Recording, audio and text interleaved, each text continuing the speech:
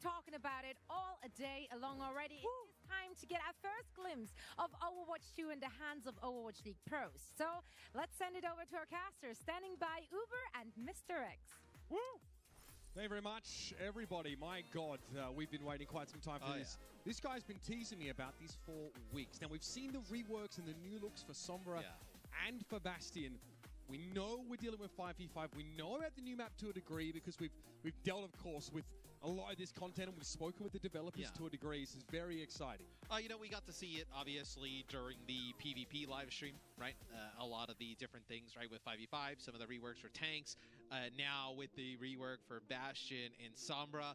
I'm really excited to be able to get to cast it. Obviously, you see some of the players that we've had in the playoffs play it in a highly competitive setting, right? You know, these players, you know, throughout this play test were going pretty hard at it. Obviously, they don't want their first showing in Overwatch 2 to be pretty poor. They obviously wanted to win pretty hard. So I'm excited to see some of this. We heard a little bit from Space about some of his insights and his takeaways from the playtest and from this specific match. And you got to see a little bit of a glimpse of it. But let's talk about who we actually got in this example to sit down and play through the game. Again, we're not using the same teams. It's a bit of a mix and match. So Team 1 is Assassin, Kevster, Space, Skewed, and Moth. And Team 2 is quite stacked, man. And obviously a large portion, I know all of these players come from the Justice and the Gladiators. Those are the players, obviously, you know, you lose first from the Western region. They've had the most hands-on time with the game. I think probably some fun where they didn't want to just play their full team against their full team and decided to mess around. The things that I'm looking at, it'll be fun to see Moth play, right? We haven't seen him play in a while. It'll just be fun to see him play some Overwatch 2. And then to see Space, how he kind of adjusts to playing in a solo tank environment. We saw a little bit of it. I know some of the highlights during the pre-show. It'll be fun to see what it looks like, though, once we get into game. Yeah, we're going to be taking you into game in just a second, ladies and gentlemen, so bear with us now. Exciting times, of course, to get to see the reveal here of some high-level Overwatch 2 gameplay, Matthew. It's going to be Rome, the push map, to start us off. Yeah, so Push is obviously a new game mode for Overwatch in Overwatch 2. It's really kind of like a neutral objective where you have the robot here. He'll push the barricades depending on who controls the objective back and forth. What's really great about this is obviously that there's you know, not many scenarios you can tie. It's also one of the game modes that you kind of find where there's not really kind of an offense and defense, like a hard offense or defense on either side. You're looking at, you know, just playing just a kind of completely variable map where sometimes you're on defense, sometimes you're on offense. A lot of just flow to it. Absolutely. And look, and Space said there's a lot of fighting. He felt like there was a ton of skirmishes going on. A lot of back and forth stuff here. It's going to be 5 versus 5, of course. And we already get to see some of these locks to start things off.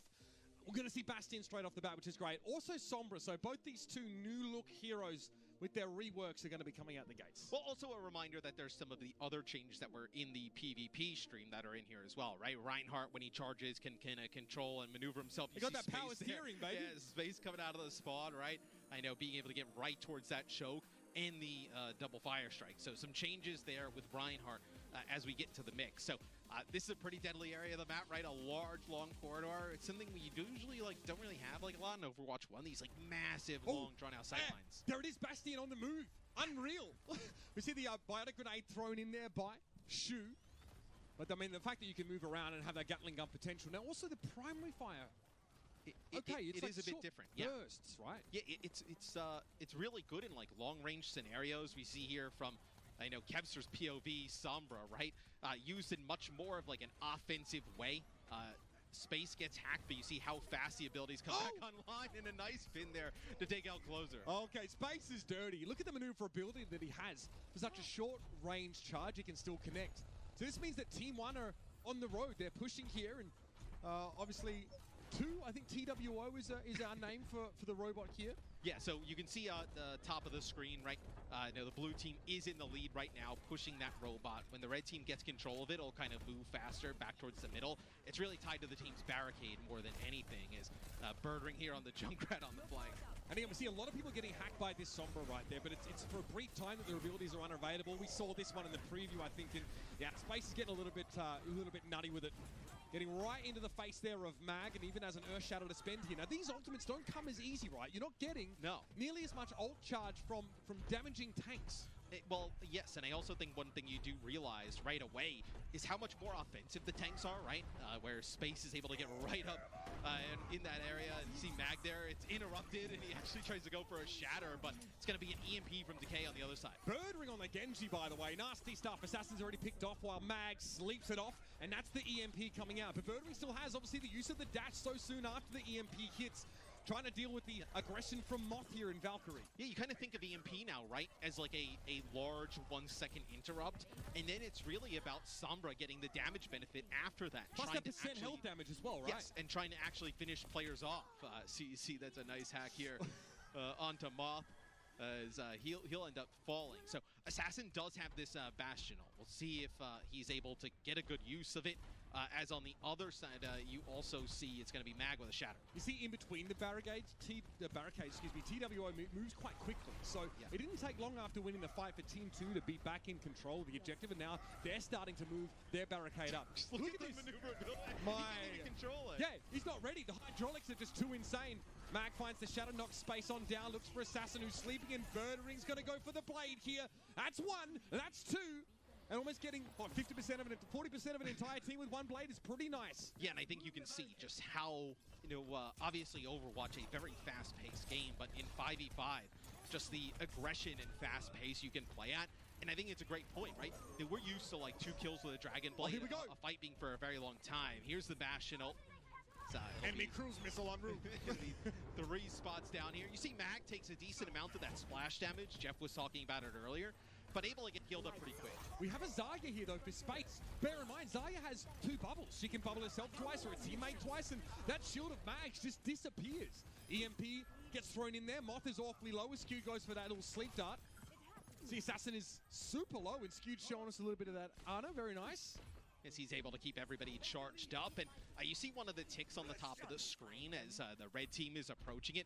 That's going to be a bit of a checkpoint there for push. So that'll give them a little bit of a forward spawn. Changes obviously. the spawn location. Yeah, it would be kind of crazy if they had to spawn all the way in the back, to try and get the objective at this point. Also, just to remind people, this is a different version of Zarya. Zarya has the 2 bubbles on a shared cooldown. The Reaper guy goes in. The sound of the Hellfire shotguns as well, it rattles, right? Especially in that underpass. It's something that Space talked about, right? Graphically, obviously, the new hero looks for a lot of the different heroes in this build, but then also just the weapon sounds. It's one of the things where I think speaking to some of the players who have had some hands-on, they're like, man, the damage just feels so strong.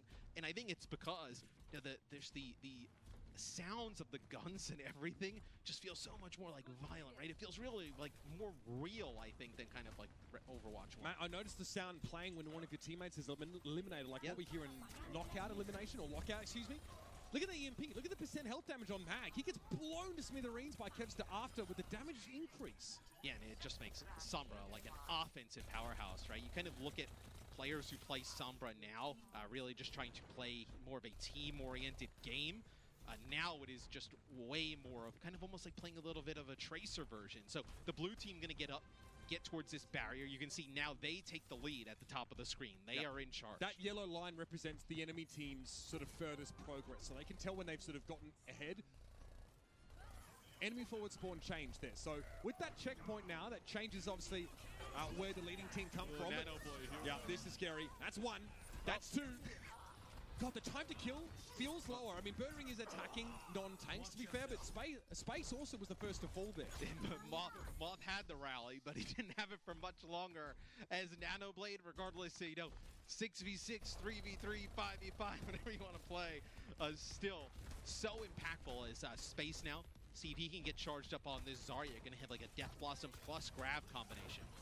Right, TWO is pretty much sat in the middle of the map for the time being, but Team 1 lead with under 2 minutes now left. There's the grab. Pretty nice cleanup. Easier for Space to get a ton of charge individually now. He can be self-sustaining. You can hear the beam, man, with the nano. It just sounds so filthy. That'll be a team wipe here for the blue team as they are still in the lead, just trying to get the barricade even further, right, forward their progress, make it even harder for the red team to come back. Is some more changes here for the red team, as I'm sure a lot of these players experimented throughout this. As Birdring now over to the Reaper, Mag on the D.Va. So I know a lot of players, just even of the tank role in general, were a little bit kind of worried. They think about D.Va in solo play, but she's so good as like a duelist, like 1v1, that she's able to really be pretty strong. And we definitely already knew that, right? That was something that she showcased, in Overwatch for quite some time. Birdring, I mean, this is a much more familiar pick for him. Nasty stuff as Space there gets kind of blown up. Again, it was mentioned, I think Space said that tanks feel like sort of bigger DPSs. They also fall just as quickly in some cases now. Well, I think you can also see how, like, speed and just verticality is going to end up playing, right? Where, Mag is able to get in a position, make a play, but then also use the defense matrix. That is a nice sleep there. Oh, he's dead. Oh, he's dead. That is a nice sleep from Skewed. I'm sure he'll want that one for the highlight reel. Is it looks like the blue team actually going to try and wrap through the middle of the map. So that's one thing with the objective being really like a neutral objective, is there's a lot of areas to play in the middle of the map that you can just, you don't have to circumvent to go play for a static objective like a control or something like that. There's so many different routes you can take, because obviously the robot will take long to get back to the barricade. You can take numerous fights in different areas. There's a sense where you don't necessarily always want to fight around where TWO is, you right? wouldn't think so. So these fights are being taken externally to where the robot is. So we're also getting very close to overtime. 7 seconds on the left. Overtime will trigger because the red team is behind right now with the blue team in the lead. They'll have an opportunity, as long as they control this, to keep moving the robot forward. Right, and so there on the score, you can actually see where Team 2 need to get to win the round. You can't draw this really at all, right? Unless TWO never moves, I guess that is one situation. It'd be difficult, and you'd jinx us if it did. EMP for 3. TWO just hanging off the barricade. Death Blossom here by Birdring to try and clear some space. Team 2 are moving for the time being, and they're using that to break line of sight, right? Using TWO and the barricade to avoid the damage, but damn, Team 1 got back awfully quick. Yeah, the barricade gives you a little bit of a space there to be able to move up, almost a little bit like cover, to get in position, and it's going to be the blue team wiping the red team off of the robot, not pushing the barricade anymore, so that'll end up with the blue team winning, which that's really exciting to see, like the first kind of competitive showing of push, because I think it was BlizzCon 2 years ago, or I mean the time just blends in right now, where we saw it played on Toronto, and that was really just kind of like a lot of play tests with the general public and whatnot. To see the pros play it in like a competitive environment is really interesting. I also think you can kind of see from some of that gameplay, right, is like ultimates are a little bit harder to gain in terms of like, tanks taking, one less tank. And there are definitely less of them, right? Yeah, also tanks generating less ultimates, but that also allows you to switch pretty frequently, right? You can play different things at different times and really make an impact by switching heroes at the right time. I was really impressed by some of these fights being taken away from the objective. It seems like you'd fight on the objective or just external to it, because the maps feel so much bigger, right? There's so many different routes you can take. We could gush about this for quite a while. We've got to get on with the show, though. Yeah, exactly. I do want to hear, obviously, how the desk has to react to this, because obviously we've got some ex-pros there, a lot of excitement around Overwatch 2 push. So, Zoe and the crew, take it away. Thank you so much, Mitch and Matt. Well, that looked like so much fun. We got a special guest joining us here in just a second as well to talk about what we just got to see. But really quick, first impressions, starting with you, Danny. Hey, space on that Reinhardt, though. Hey, Andy, you're looking kind of clean with that hammer, I'm just saying. Good job. Yeah, for me, it was that like a couple of kills really turn a team fight. With one less hero on the map, it's just those double, triple kills really have that more weight. I mean, I gotta say the gun sounds though. They're making a big difference to me, and I can't wait to be at a live Overwatch League event next year, perhaps. You get to hear some of those new sounds. That's going to be epic to me. Absolutely. I just love the fast pace of it. It was just action. Yeah. That's what I want to see in my game. Now, joining us here for our game break is Game Director of Overwatch, Aaron Keller. How are you doing, Aaron? Hi, I'm doing great. Thank you. I could not hear you, but I assume you said I'm doing great. That's what I'm I happy heard. to be here. We're just lip Really syncing. good. Can you hear me now? Nice. Now we hear you. Thank you so much for joining us. Tell me, how has it been for you to get to watch pro players playing your baby Overwatch 2? It's been really great. I didn't actually think it was going to have this effect on me, so I'm just kind of riffing here, but that was really special. If you think about it, this is the first time that anybody in the public has played our game. And as a developer, to just be able to work on something for such a long period of time and finally put it out and see it being played, and especially being played at like such a high level, it's actually like kind of emotionally significant for me, and I'm sure the rest of the team feels that way too. Oh, I bet it does. Yeah, we found emotional too watching it. That was just so much fun. Before I hand it over to Danny for the next question, do you feel like they played it like you meant for it to be played? Like did they use it as supposed to do? They followed the script perfectly. Yeah. Perfect. There's script for everything. I mean, that's what makes a good show, man. All right, Aaron. Hi, Aaron. Hey. Just wanted to say hi before I ask my question. He's Hello. very polite. He's so polite. You know, we were talking about the players, so my question is actually about the players as well. You know, we've seen some of the best Overwatch League players play Overwatch 2. Was there a standout player for you, or was there a player that impressed you the most?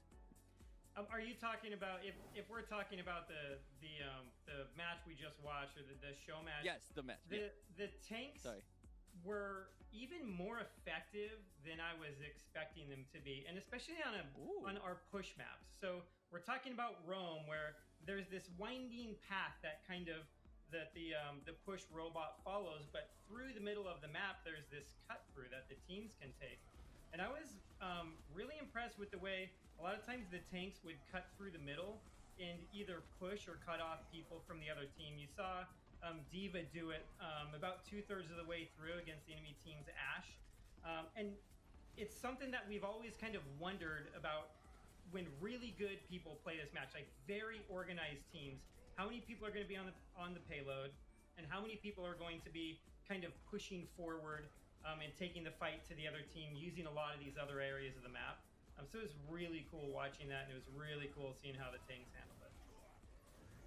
Yeah, absolutely. It's just really cool to see like how the game has changed with one hero out of the lineup, really. And something that I'm looking forward to in Overwatch 2 is just seeing how much better they get, especially with all the heroes. The question that I have is, in the future when we get the build in Overwatch League 2022, are we going to have the original, right now, 32 heroes all available for us? Yeah, so Jeff Goodman earlier talked about some of the reworks that we're doing, and we've shown some of those reworks tonight, and we're going to keep doing those. It's really important for us that all of the heroes work in the new 5v5 world that Overwatch 2 is going to take place in. Our plan is that we will have all of those heroes, all 32 of those heroes, awesome, playable for the next season of Overwatch League. And who knows, there might even be a few more. Ooh, emoji. All right. Pause. Pause. Like the Bastion rework wasn't enough. We're getting more. Really looking forward to that. For my question, of course, we've now had a chance to look at pros taking on Overwatch 2 and playing some of that. But we didn't get to see the entire hero roster. You know, of course, some are being reworked as we speak. But what are some things we perhaps didn't see that you're really looking forward to see Overwatch League pros get their hand on and see what they can do with their creativity, of course, in the game? I'm really looking forward to them getting a handle on 5v5, the way the new heroes work, and how all of that works on some of our new maps, especially the new game mode maps. It's really cool to see, like, especially in that last match, you saw Reaper come out at a certain point, and he's so powerful in push because the teams are a lot closer together in a mode like this.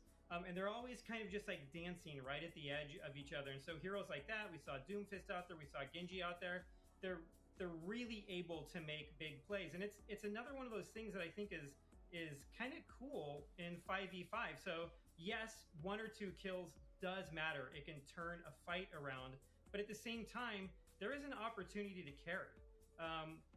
A well-placed pulse bomb can completely even out that fight and start like pushing it in the other direction.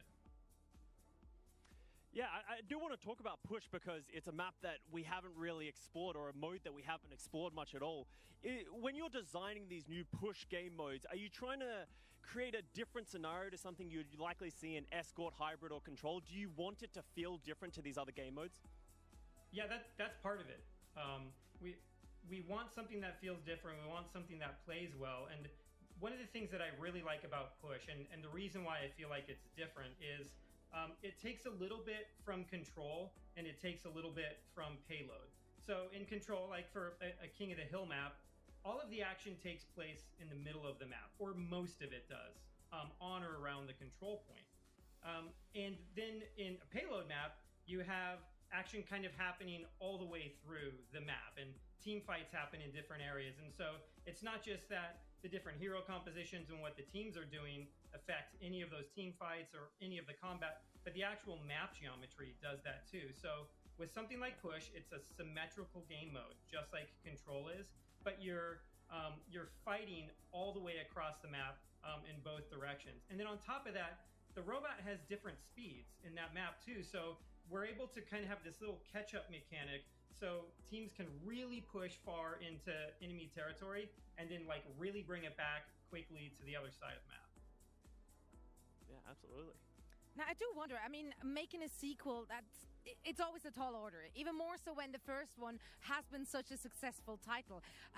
What was the most important thing for you and your team to preserve moving from Overwatch 1 to Overwatch 2?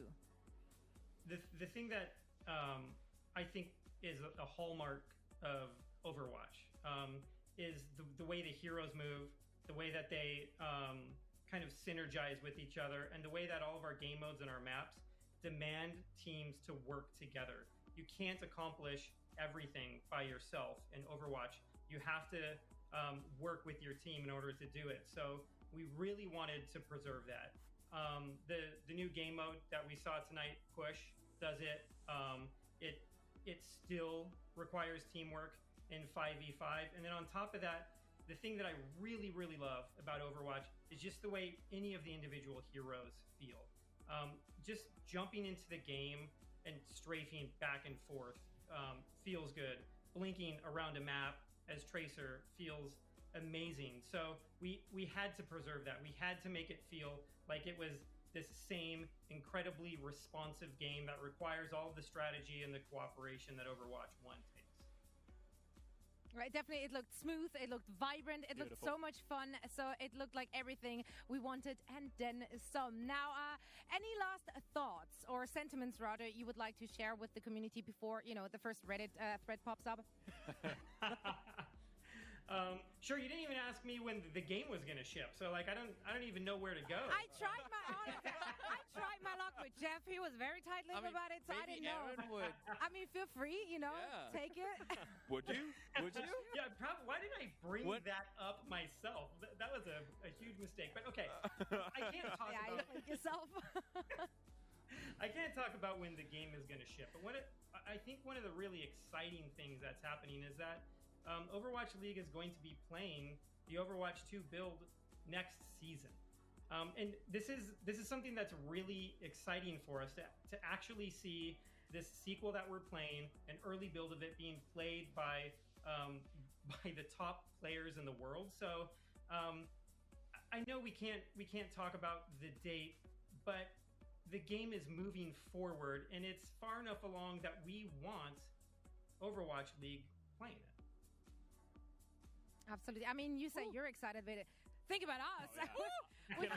We're counting down the days already for the next season. Aaron, thank you so much for joining us. We can't wait to see more of the game and you and your team. But we've got a grand finals to finish. When we come back after this, we will crown the 2021 champion. So don't go anywhere. Aaron, once again, thank you so much. Thank you.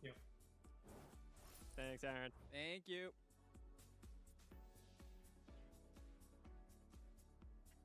Zoe? All right. Us? Us? All right. Still? Well.